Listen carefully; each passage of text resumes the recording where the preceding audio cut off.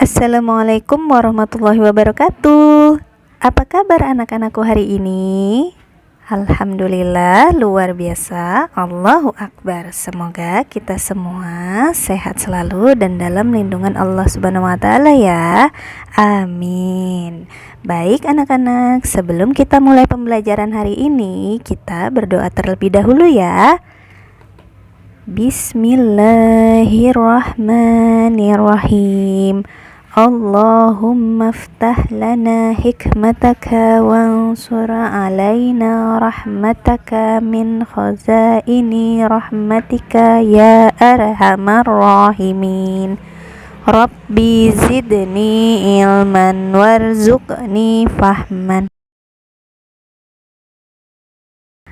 Baik anak-anak, pada pertemuan sebelumnya kita sudah membahas tentang apa? Rendah hati ya. Nah, siapa yang masih ingat pengertian rendah hati? Ya. Nah, sifat rendah hati ini bisa juga disebut dengan tawadhu ya, yang berarti sikap tidak sombong terhadap sesama ya. Nah, maksudnya tidak memamerkan sesuatu dan tidak merasa lebih dibanding dengan orang lain ya. Nah, waktu itu juga kita sudah membahas tentang keuntungan orang yang mempunyai sifat rendah hati ya. Yang pertama yaitu dijauhkan dari fitnah, yang kedua tidak memiliki musuh, yang ketiga tidak diganggu orang, yang keempat jika menemui kesulitan banyak yang memberi pertolongan ya. Baik anak-anak, pada pertemuan hari ini kita akan membahas tentang pengertian ikhlas ya. Apa sih itu ikhlas? Nah, di sini ikhlas artinya tulus, bersih dan murni ya.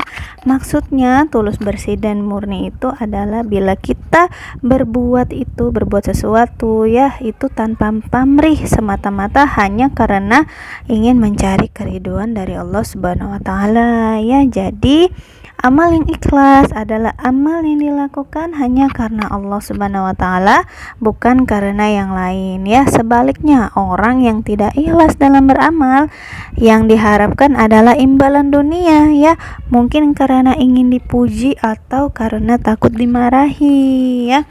Jadi kalau kita beramal harus dikerjakan dengan niat yang ikhlas, dan insya Allah akan dibalas oleh Allah dengan pahala yang setimpal ya.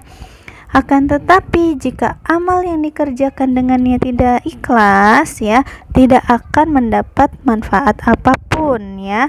Keuntungan lain, amal yang dikerjakan dengan ikhlas akan terasa ringan karena tidak menjadi beban. Sebaliknya, amal yang dikerjakan dengan niat yang tidak ikhlas akan terasa berat dan terasa sebagai beban ya. Nah, di sini ada tertera dalam surat Al-Bayyinah ayat kelima ya. Wa ma umiru illa liya'budullaha mukhlishina lahud-dina hunafa'a wa yuqimus sholata wa yu'tuz zakah wa dzalika dinul qayyimah. Ya, yang berarti padahal mereka tidak disuruh kecuali supaya menyembah Allah dengan memurnikan ketaatan kepadanya dalam menjalankan agama dengan lurus ya. Jadi orang yang ikhlas itu hanya mengharapkan pahala dari Allah Subhanahu wa taala ya. Dia tidak memberi bantuan dengan perasaan tidak terpaksa ya. Bantuan dan barang tersebut diberikan dengan rasa gembira. Akhirnya amat bahagia teman yang menerima bantuan tersebut ya. Lebih-lebih jika kamu mengerti bahwa ada hadis Nabi Shallallahu Alaihi Wasallam yang mengatakan tangan di atas lebih baik daripada tangan di bawah. Maksudnya orang yang memberi lebih baik daripada orang yang meminta-minta ya anak-anak ya. Jadi kita harus ikhlas dalam berbuat sesuatu ya. Nah, misalnya kita seperti menjenguk teman yang sedang sakit, lalu kita membawakan buah-buahan ya, meminjamkan buku-buku yang sudah tidak terpakai, memberikan pakaian yang pantas ya kepada orang yang kurang mampu dan seterusnya, dan lakukan itu dengan ikhlas dan tidak mengharapkan imbalan apapun dari orang lain ya. Jadi maka jadilah anak yang selalu ikhlas dalam beramal ya.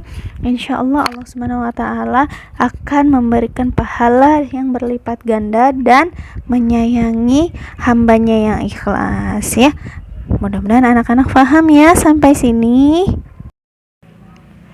Baik anak-anak, sebelum kita akhiri pertemuan kita hari ini, kita membaca doa akhir pertemuan ya. Bismillahirrahmanirrahim. Subhanakallahumma wa bihamdika asyhadu an la ilaha illa anta astaghfiruka wa atubu ilaih. Oke anak-anak, tetap semangat selalu ya. Wassalamualaikum warahmatullahi wabarakatuh.